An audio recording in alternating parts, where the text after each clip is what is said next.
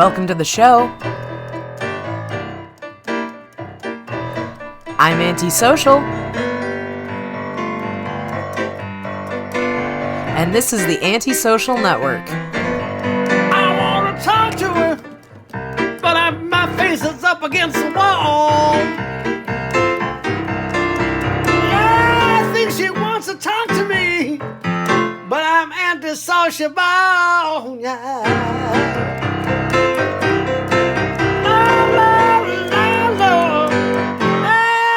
Antisociable. This week, I talk with Kegel on the app Stereo about the Academy Award-winning movie Promising Young Woman. We try to keep the spoilers to a minimum. Thanks for listening.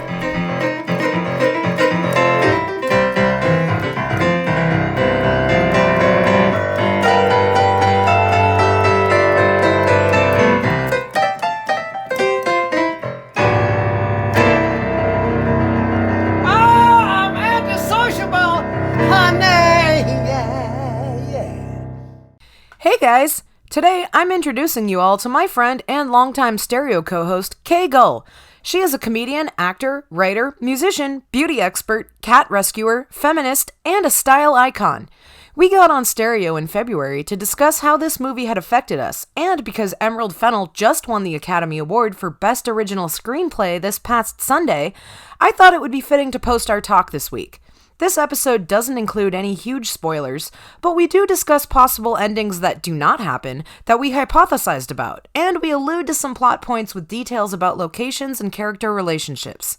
You've been warned. Now, on to the show. Hello, hello. Hello, welcome to the show. Thank you for listening, listeners who wanna hear it. All right, yeah. I'm just in a singing mood right now, So if there's any spoilers that end up coming out, because we can't help it if someone sends a memo that's a spoiler either. But Yeah. I want to be able to cut it down into something that's re-listenable without entirely spoiling the movie. That's the fine line, listeners. If you haven't seen this movie, oh my god, you need to see this movie. I didn't watch it for a couple weeks because it's so expensive to rent and I don't have any friends. So if I had two or three people to split it with, and that's what I ended up thinking. If you go to the movies with someone, you're going to spend $20. Yeah. And they can't stop you from streaming this and showing it to 20 people. So that's the payoff, and I'm just gonna be that one outlier who's one person that watched it once and paid the whole $20. But if you can afford it, listeners, I think it was worth the $20. Also, as a person who works in this godforsaken industry, as we all kind of do to some extent, but if you can afford it and you want to support more movies like this being made, right, your $20 will go a very long way towards using your wallet to vote for more movies like this, more women's stories being told like this, and your wallet will speak for how you feel. And honestly, when you do that's rent how I this. felt. That's how I felt initially when I was on the fence about paying the $20. And then what really convinced me of it was thinking of the fact that I have not seen a movie in the theater in over 12 months. So Right. that's when it's sealed the deal for me. I was like, okay, I can, and also, we all know how much money I spend on weed. So it's I finally was I'm going to invest this in myself. I'm also going to I'm going to turn the lights off on a Friday night and try to make an experience of it. I'm not going to look at my phone while I watch this movie because I want to get my $20 worth, But Yeah. I gotta say, I don't know how you feel about this, but I could not have watched that with another person. I needed to be alone for the way I processed that movie. I kind of wish I was alone at certain points. Wow. I watched it with my mom and my dad. Which, yeah. So, but I was really kind of I really wanted to see it with my mom, and not that I didn't want to see it with my dad. But it was, as if you have seen it, you will know that it's not Yeah. like a family comedy, but it is I don't like, even think I could have watched it with a boyfriend, honestly. Like, I know a lot of people oh who watched no, it with their yeah, partner. I agree And with that. I'm glad that I didn't watch it with a partner for sure. yeah, like maybe with girlfriends or something. I definitely could not have watched that with my parents. Like my parents are both liberals, but I mean, I as an adult think of the way they framed the Monica Lewinsky thing when I was a child, and I'm resentful because Mm-hmm. I was an intern for Congress. I did work in politics, and once I became that age, I very much was like, well, what the fuck would you say if this was me? If I had been in Monica Lewinsky's situation, like, so Right. I don't know if they're there yet in terms of like wokeness with Right. really getting the movie. Also, without I don't want to spoil it, but if there are people listening who really want to talk about plot points, then that's just going to end up happening. But my friend watched it with her 16-year-old daughter, who pointed out that most people, the Bo Burnham character, the boyfriend, I was Yeah. a little resentful when their relationship was going well, of my friends who had already watched the movie that I knew were in relationships and said it was great, because I was like, oh, of fucking course you thought this movie was great, because she ends up finding love and it's not problematic at all, and like they work a like totally like decent love story into it. Like that's how I was feeling when shit was going well with the boyfriend. Was I felt like the same way. I felt I the same way. was I was like irritated you. that I was I like, was like, oh, okay, well then it just worked out. She just found this fucking doctor who's perfect for her. And then when that came crashing down, I was like equally devastated for her and vindicated a little bit. yeah, yeah, yeah, yeah. Because you're like, I'm not watching this movie to watch a woman fall in love. Yeah, exactly. And I sort like, again, no spoilers, but the last 15 minutes, and I'm so glad that, because when I texted you, I hadn't finished watching it yet. And you were like, the ending is shocking. I was so glad you hadn't spoiled it yet, because in the last 10 minutes, I was at the point of wanting to turn it the fuck off, because I was like, if somebody doesn't get shot, like I need someone to die. I was so upset. Yeah, And it was it so was, upsetting. It was so it, upsetting. it really reminded me. Did you watch Audrey and Daisy, the documentary of the two girls who took their lives after being bullied for like slut shaming? Oh my god, I haven't. I fucking haven't. Oh my god, it's a true story. And well, actually, it just came into the news recently, because I believe one of them, I don't want to get it wrong, but I want to say Daisy of the two. Yeah, I've heard of it. She actually didn't kill herself in the documentary, or complete suicide, I should say. She like became a tattoo artist, and the ending was kind of this like uplifting, like she's gonna get out of it. Because both girls had videos taken of them at parties in high school and were circulated and were like slut shamed. And one girl completed suicide, and the other girl like was self-harming, and it kind of followed her story. And that movie came out maybe 6 years ago, and just this last year that girl did complete suicide. Yeah. So the movie came about again and was talked about again, that like she never got over this. And so when this movie ended, Promising Young Woman, I was like having floods of emotion, remembering Audrey and Daisy, who are two real women who experienced something very similar to this and actually completed suicide. And they don't say it in the movie, but it's implied that that's what happened to Nina. So I was just like ugly crying, like sobbing at the end, because it was fucking rough. It was really rough. Oh yeah, it was rough. We have a couple of messages, and I'm kind of dying to hear them. Do you want to listen to them? Yes, let's see who's in here before we lose them to me going off and spoiling the movie. Yeah, let me slip in a listen to messages. Tell you what makes a woman promising, how good they make themselves. Oh my god, you're exactly the point, man. This is exactly why these talks need to happen, is because of people like you. And you also sound like a child, so you really are someone who should watch Promising Young Woman. Go steal your mom's credit card When she finds out what you used it for to watch this movie, we'll deal with consequences later. But go maybe her Amazon Prime is already in there. Maybe you just have to click OK and it's rented. But go to Amazon Prime, watch Promising Young Woman, because you're exactly the kind of person who needs to see it. Yeah, little baby. Do you know how many women and femmes? I'm gonna include, anyone who is not cisgender woman who identifies as a femme. Do you want to know how many of those people get murdered and just beaten on a daily fucking basis? We're fighting for our lives here. So if you're not here to support us, you're gonna get blocked. So that's what I have to say before I play the rest of these. So For sure, here we go. for sure. We're really gonna block you if that's the rest of these messages. I'm not watching this movie to see somebody fall in love. I need Damn right. someone to get shot or die tragically to justify my $20. I don't know. Hi, buddies. I hope you're having a badass day. Joey Helfish, Amazing. everybody. That is how you leave a comment, my friends. Thank you, Joey. Glad you're here. Yeah, that Glad was you're here. fire.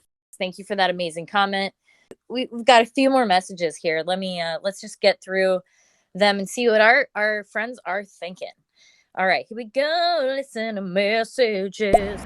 Yeah, movies like Promising Young Woman and other movies like I'm thinking of Black Bear with Aubrey Plaza, they're just not going to make money in theaters. Theaters is more so for like the McDonald's of movies, like Marvel movies, broad comedies, Pixar, stuff like that. You go in with an expectation, you come out having that expectation met, but not really challenging you.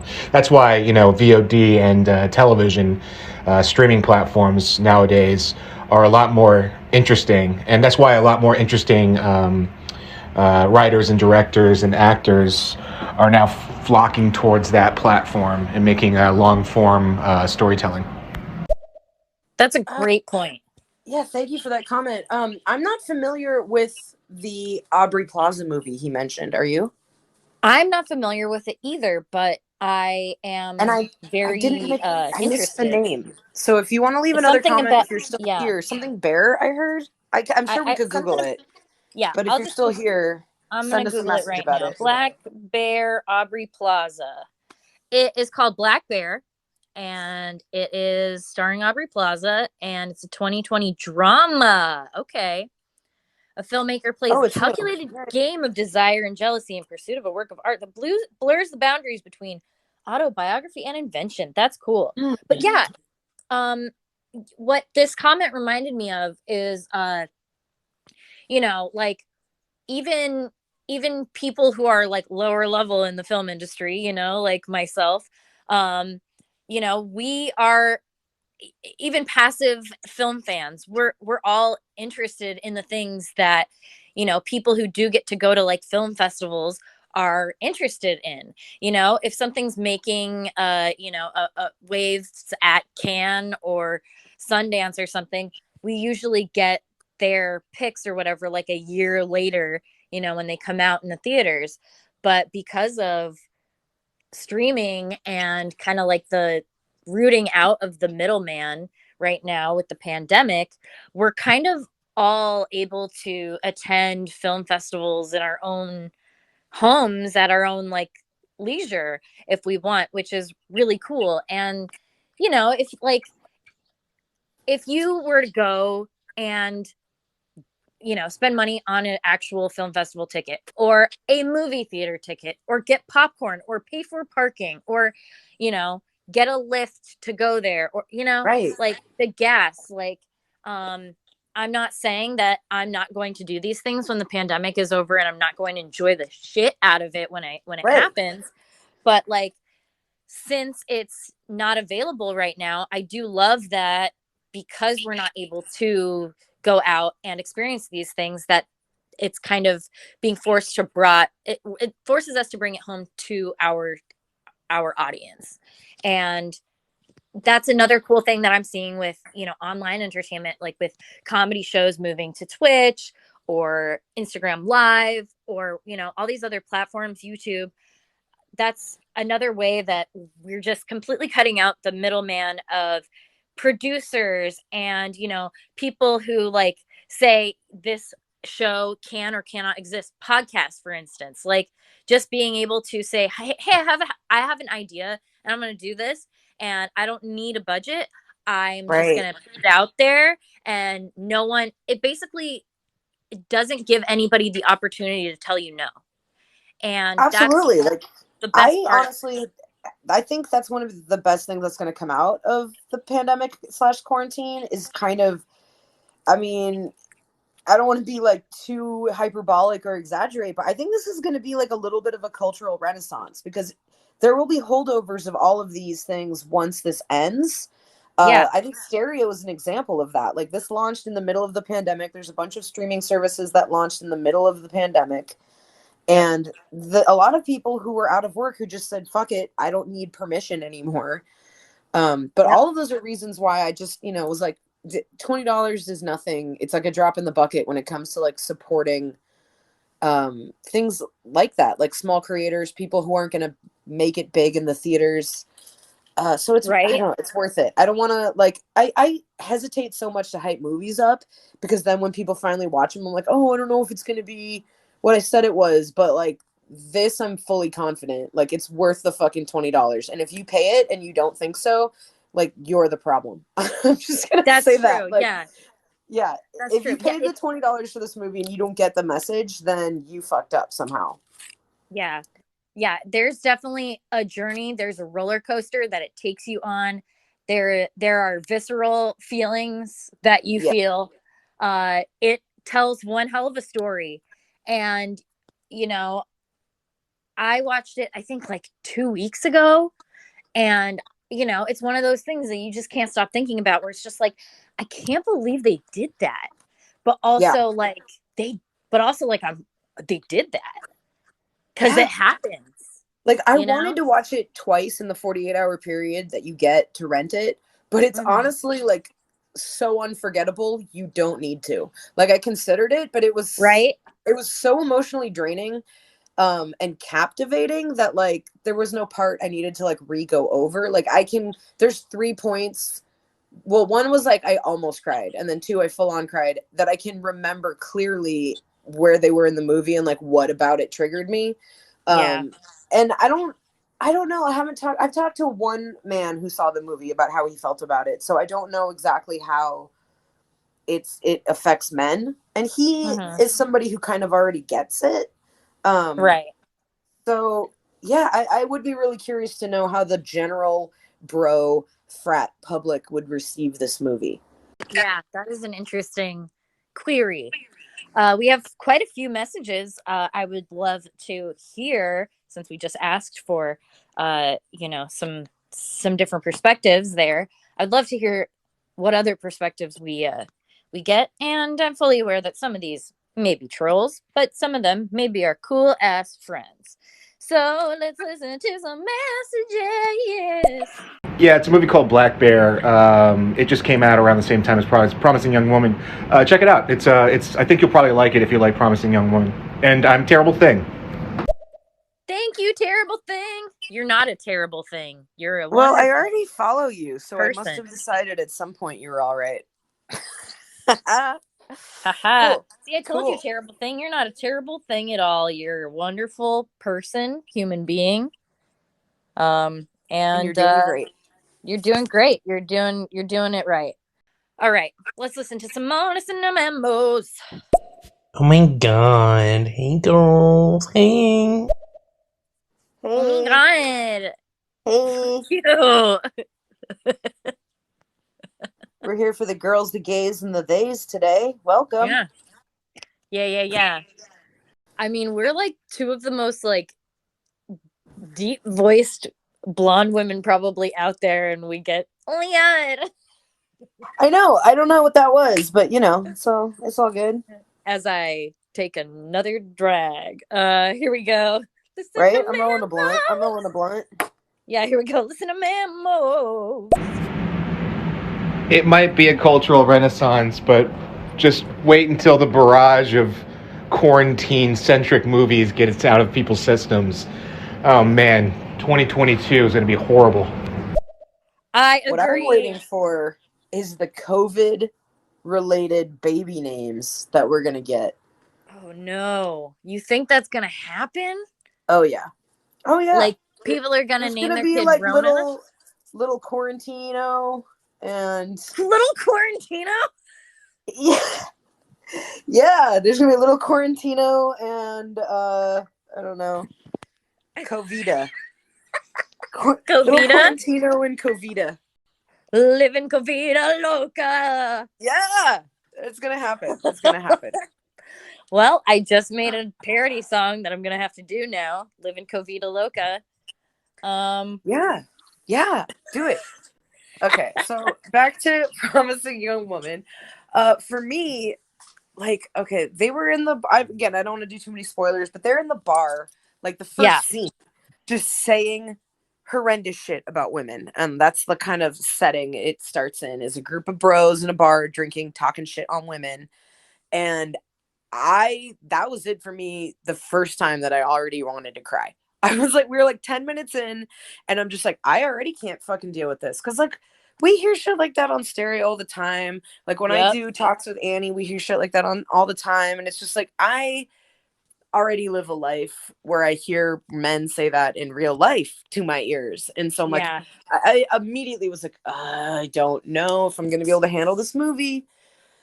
Then I got pretty far, and then there's the scene where she smashes the shit out of a dude's car, like Tallulah style from Fried Green Tomatoes. And usually, like, because I love that fucking scene from Fried Green Tomatoes where Tallulah just says, sorry, girls, I'm older and have better insurance, and then, like, smashes their car. Sometimes when I'm driving, I just fantasize about that moment and think, like, that's going to be me someday. I know it. I just know it. But then rather than feeling that way watching that movie, I just broke down crying because I had an incident 2 weeks ago I think I told you, where I honked at a man for cutting me off, and then I went through an intersection and he changed lanes to follow me and then blocked me in my parking spot because I was like going about my day. Like I should be able to honk when somebody does some unsafe shit in my car. But now as a woman, I have to think, well, I better not honk because he could follow me home and kill me if I honk at him. Like now that's the experience I've had. And so watching I had to stop it at that point when she beat his car with a tire iron because I was having these like triggering flashback memories of this incident that just happened to me 2 weeks earlier. Well, and you know, it's just like she does that because she's going to get painted as a crazy bitch anyway, which is what ended up happening to you anyway. And it's like, you know, and it's like fucking Britney, you know, it's like when she takes the umbrella to the car and it's just like, you are harassing me. You want to know what harassment feels like? Here you go. Exactly. I mean, all I can think of is that man's state of mind, which is, oh, this woman thinks she can honk at me when I cut her off. Let me teach her a lesson to feel unsafe and to feel like her life has to be threatened because she happened to not be submissive and let me be a douchebag to her. And to me, the biggest irony was he had a vanity plate that said "Love Mina," which is a woman's name. So I don't know if the car was a gift to a woman or a gift from a woman. But either way, I just thought, poor fucking Mina. Yep, poor Mina. Maybe he's mad at Mina. I mean, that's the thing is like, that guy isn't mad at you. He's mad at women. And exactly. You know who's also mad at women? Serial killers. Oh my God. Yeah. Fucking like most violent criminals. Serial abusers. What is wrong with men? Why do you think you can just say whatever the fuck you want? Like rape is a joke, like killing women is a joke, blocking me in and physically threatening me at 10 in the morning, like in broad daylight, like it's just part of your normal routine. Like again, the fact that he felt so entitled and in doing that. And then the cops show up and basically support him. Yeah. And that's the patriarchy. And, you know, like, I really relate to this because I had to stop like doing I did a YouTube video basically explaining like what the patriarchy is while I do my makeup, because I really like a YouTuber who does her makeup and talks about true crime. So I was like, hey, you know what? Women are probably also interested in the systems that uphold the, you know, the ways that these people get away with, you know, having serial victims and not being locked up, you know. Right. So like that's what I feel like is the deep interest from women in true crime is, you know, like we're the most of the victims. And Yeah. so like you know, yeah. So that real. for me was the first part. I had to pause the movie, was the smashing up of the car. And then I paused it again, I think, about the place where she's like in bed with Bo Burnham and he says I love you and he's like, yes, I'm gonna buy you a bicycle. I just had to gag on the whole, like, this better not what this movie ends up being. Well, at least there's some nice guys, you know? Right. Like, so that's when I had to pause it again to be like, barf in my mouth. And so, I mean, now I'm at 3 points. There's the first fucking bar scene that threw me off. There's the goddamn car scene that fucking throws me off. Now she's with this seemingly perfect doctor who makes her parents fucking cry. Yep. And then the whole build up to the end was just like I said. I knew the whole time for the last 40 minutes, like, I'm gonna cry at the end of this. I'm gonna cry at the end of this. Then the last 15 minutes was somebody better fucking be murdered. Like, if somebody doesn't shoot up this fucking ending or something, like, that's what I was hoping for. You know, that's what I thought was gonna happen at the end. And I will say, because this is not what happens. Well, maybe even saying what doesn't happen is a spoiler, but I was hoping the doctor was going to feel bad that he knew he was missing and that he did the wrong thing and that he was going to confront them or something. I thought he was going to end up being the hero of the story. But that's not what happened. And I was surprised. And, you know, that also is a cue to things that happen in real life. Like, I've gone on dates and left my laptop open to the dating profile of the person I'm going with, just in case. Or, you know, text your location to a friend just in case. And guys will act like you're crazy or like overly paranoid for doing that, which is gaslighting. Like, if you're a man who thinks that that's crazy for a woman to do, you're not listening to the women in your life, and you're just walking through benefiting from the fucking male privilege. Yeah, like, and clearly not interested in true crime at all.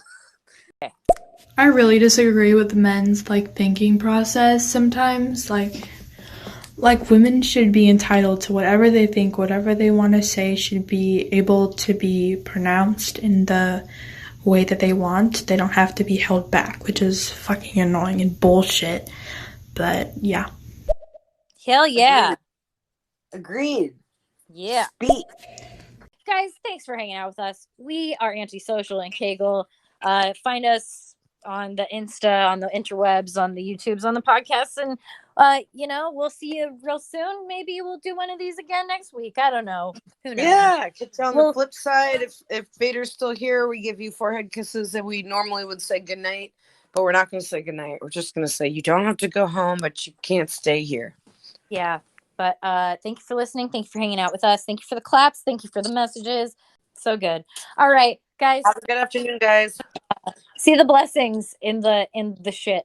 All right. Yes. There's gold in those turds somewhere.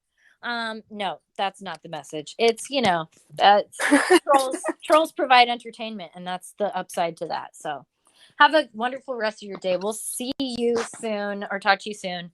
Bye, Antisocial. Thank you for hanging out with me. Yeah, bye, Kegel. Bye. Talk to you soon. Bye, y'all. Later. Bye. That's the show. I'm Antisocial, and this is the Antisocial Network. My co-host today was Kegel. Find her on the socials at KAYGULL. For more access to me, Antisocial, follow me on Instagram at The Antisocial Network or catch me on the app Stereo. To hear 2 bonus episodes a month and to support my dreams of content creation, subscribe to the Antisocial Network on Patreon at patreon.com/The Antisocial Network. Subscribers will get to hear personal stories from me, like the time I met Mark Maron, and listen to me read poetry and old Facebook musings from over a decade ago. I'll be back next Wednesday with a new episode. Later! But I'm antisociable, yeah.